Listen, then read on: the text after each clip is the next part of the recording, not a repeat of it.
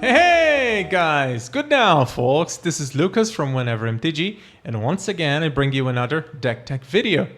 And as you can see in the background, we have this week's winner, which is Black Gardens. For those of you who don't know, Black Gardens was the winner of the last Pauper Geddon we had a few months ago. And you know, it's a very grindy deck that kind of disappeared. It was Golgari before its mono black list. It used to run a Thorn of the Black Rose and Avenging Hunter, but now it has switched to a more, let's say, artifact-based strategy. But yeah, these are the main cards of the deck. So a lot of rats. You know, like I said, it's a grindy deck. So what you want to do is control the game early on, generate a lot of value with your draw engines, and just swarm your opponent with value and drown them in nothingness. They will have way less cards than you because you make them discard using Refurbished Familiar. You punish their, you punish them by, if they try to go wide, play a lot of their creatures, you play a Crypt Rats, play Toxin Analysis, just wipe the board, and yeah, that you could see some of them even scooping after that. But on top of that, we have Pactdoll Terror, which will just terrorize your opponent whenever you play artifacts. It will just keep on draining them and just close the game. So the real powerhouse of the deck is truly the Pactdoll Terror.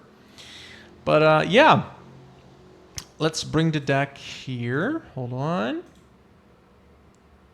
You can go. Okay. Here we have it. So this is my friends list.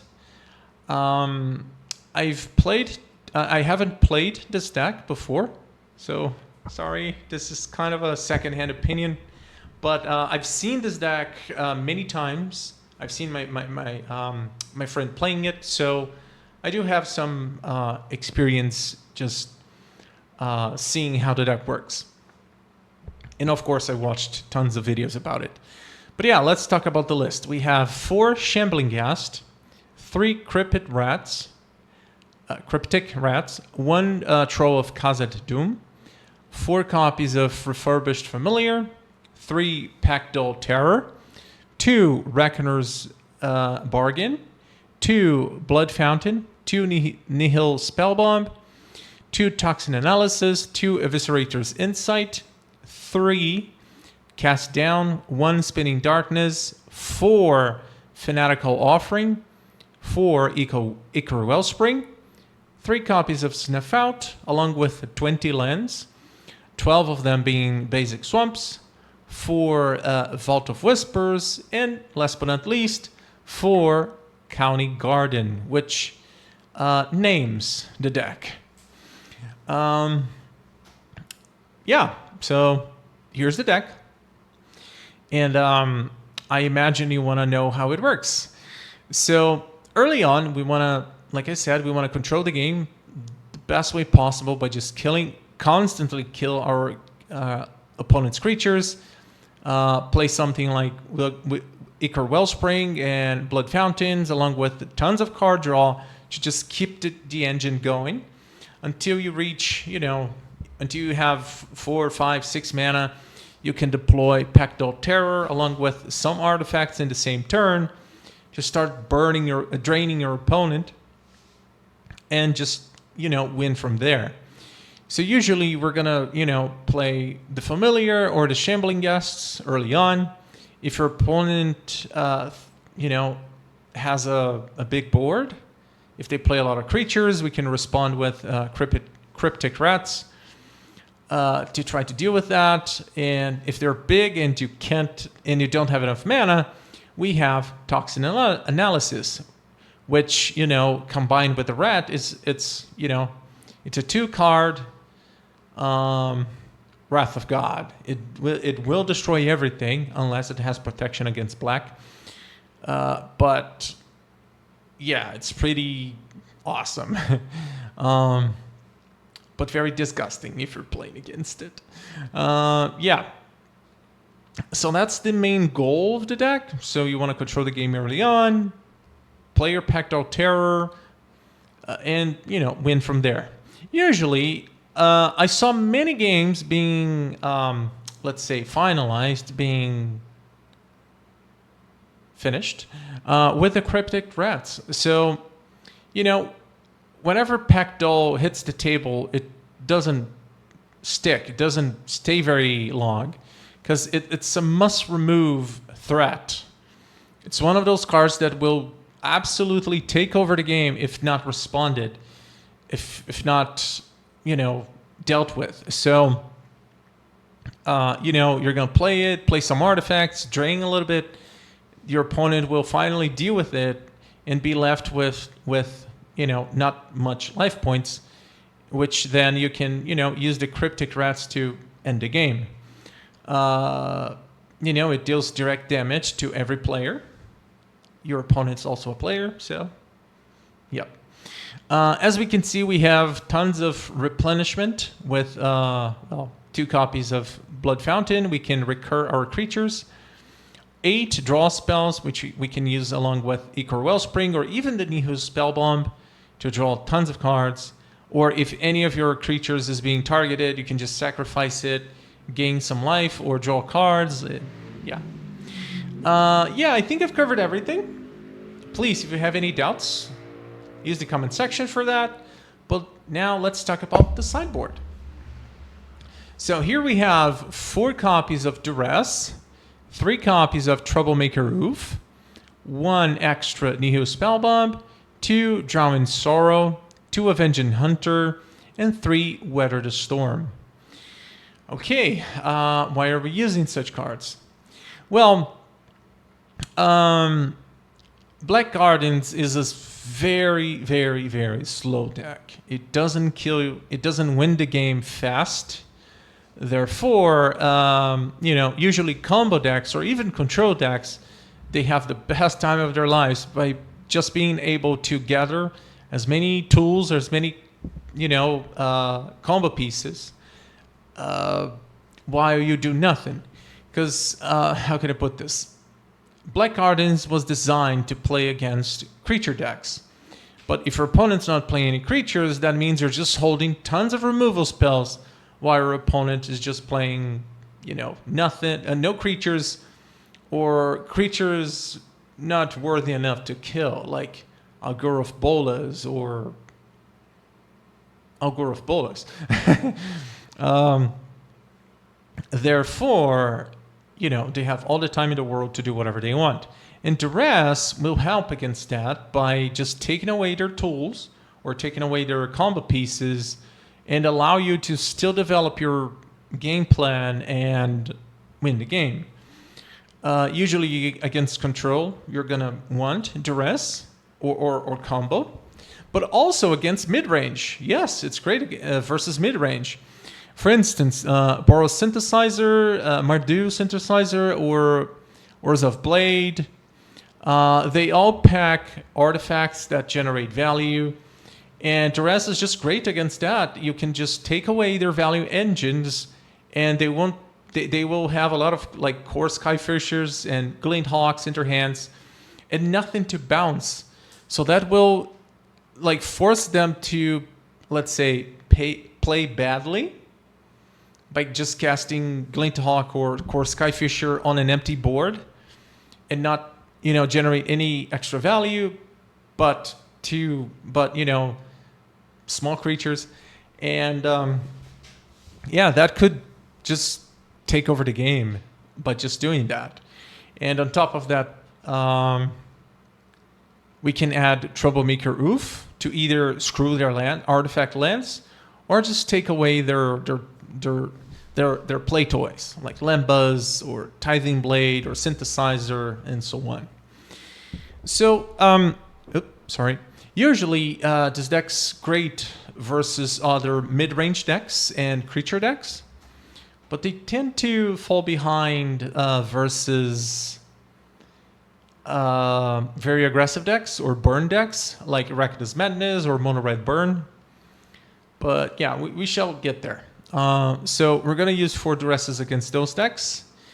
And it seems unlikely and somewhat dumb, but it's actually good to use Duress versus Reckless Madness. Yes. Early on, Reckless Madness won't have enough mana to, punish you by, discarding something with Madness. But, if they have open mana, you might consider not casting Duress at all. But even if they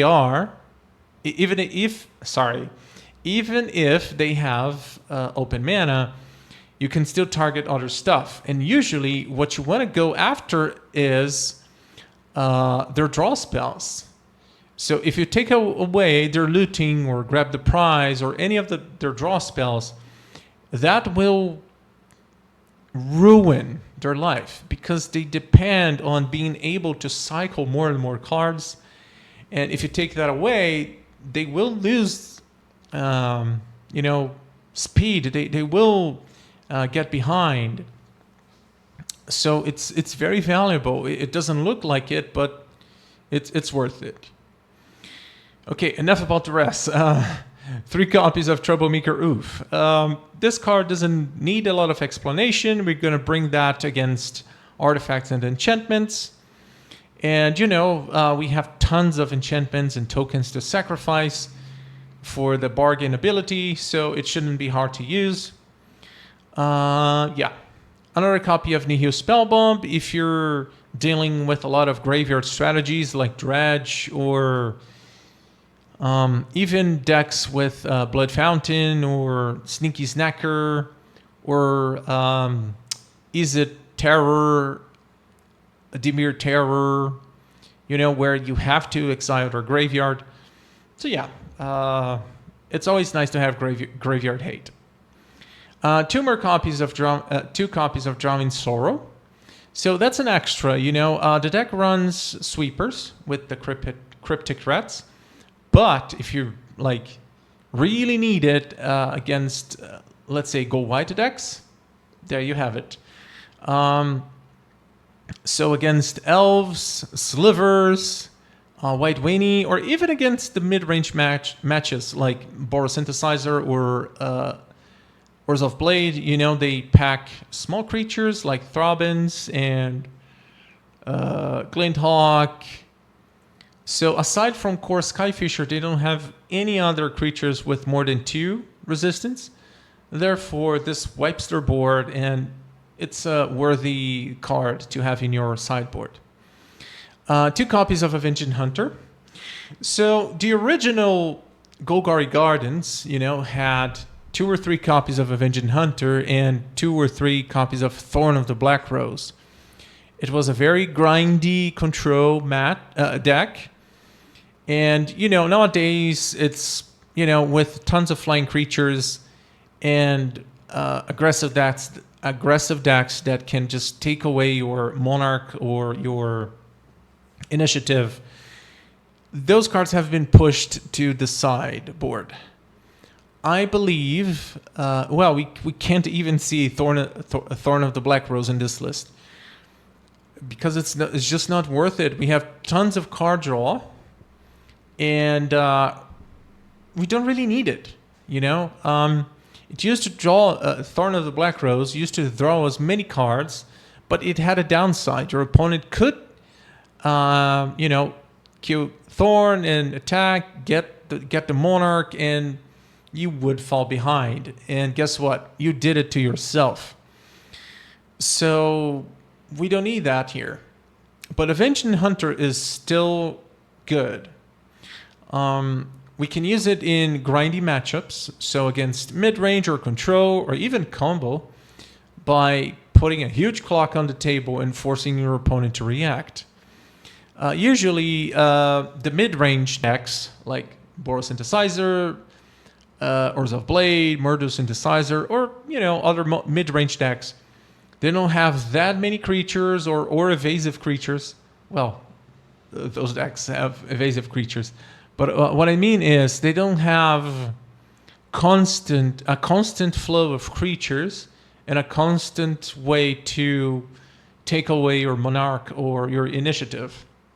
Therefore, it is still worth it to bring that in versus those decks, because it will stick most of the time, and if it does, it just takes away the game. Because after playing it, you can just play Crypt Rats and tons of removal, just keep the engine going, and it's hard for them to recover after that. And last but not least, we have 3 copies of Weather the Storm. We don't need a lot of explanation. We're going to bring that against burn decks like Reckless Madness, which is currently one of the most played decks in Pauper right now. And against Mono Red Burn, we also need that against that deck because, life gain's always awesome against those. But, maybe even against, creature decks like White Weenie and Slivers, you can gain some life and gain some time. And time is all you need when you're building up your mana towards Crypt Rats plus Toxin Analysis to just wipe the board. So yeah, I guess I covered everything in the sideboard. If you have any doubts, please let me know. But let's talk about the good and bad matchups. As I've mentioned, Black Garden struggles against fast decks, or decks that will, pretty much ignore everything you're doing, such as Reckless Madness and Mono Red Burn. Those decks, like I said, they will ignore everything we're doing and will just burn our face. And on top of that, Reckless Madness can punish Refurbished Familiar. A good Reckless Madness player will hold up open mana if they know you're playing Refurbished Familiar. Or they will just tap out if they have Sneaky Snacker and, you're going to be helping them. It's, Reckless Madness, I think it's currently probably the most or the second most played deck right now. Why? Because it punishes Refurbished Familiar. It's a great deck against pretty much all the decks out there. It doesn't have natural counters. Besides, I would say Grow Ramp. But but we're talking about, that was my chair. We're talking about Black Garden. So yeah, Reckless Madness and Mono Red Burn, those are a nightmare for us. We do have the tools to deal with them. For instance, against them, I would bring in Weather the Storm. If they're running artifact lands, I might consider Troublemaker Ouphe, 1 or 2 copies. And, it might sound dumb, but I'm bringing in Duress versus Reckless Madness. And I think I've commented on it a little bit, but Duress is still fine versus Reckless Madness as long as you cast it early on and try to take their draw spells away. Without their draw spells and without the ability to cycle through their cards and just discard the stuff with Madness and burning you in the process, they just lose gas. They lose speed. They're slow, They just become a regular burn deck with deal 3 spells. So it's hard for them to recover or to build up speed again. Therefore, it's a great tool against them if you use it correctly. Those are the bad matchups, but usually Black Gardens tend to be very neutral against the current meta. But it still has tons of good matchups. So go wide aggressive decks like White Weenie, Elves, Slivers, or mid-range decks like Boros Synthesizer, Mardu Synthesizer, or Orzhov Blade. This deck shines against all of those. It's naturally built to deal with those decks. We have Crypt Rats that deals with 1 or 2 toughness creatures very easily. And on top of that, we have Toxin Analysis, which will enhance your ability to deal with creatures by just wiping the board, you know, having one Toxin Analysis and the rats. So that's useful against big creatures like Grow-Ramp. I wouldn't say Grow-Ramp is a good matchup for Black Gardens, but, you know, we have all the tools to deal with it. It's like around 50-50. You have to deal with the big creatures, let the medium ones stay for a while, and then try to deal with everything at once with Crypt Rats. But, so, yeah, the mid-range decks, like Boros Synthesizers, of Blade, blah, blah, blah, those tend to be good for us because we generate way more value than them. So they run Lembas and Synthesizer. They do generate value, but not as much as, you know, the combinations Ichor Wellspring plus Fanatical Offering, or just, you know, sacrificing a creature that's being targeted alongside 2 Blood Fountains that can grab up to 4 creatures in the late game for us from the graveyard. So this is a nightmare for them, for those decks. And for creature decks, they don't... For them, it's winnable, but it's a very tough matchup. We're running tons of removal spells, and Crypt Rats is just... Oh, man, I don't have a better word. Idiotic. It's coward, man. Versus those decks, you're gonna make them look like they never had a chance. Yeah, but I did forget to bring up one deck, Tron. Tron is weird. It's a very grindy, ultra late game deck, but as weird as it may sound, this deck's actually like somewhat good against it.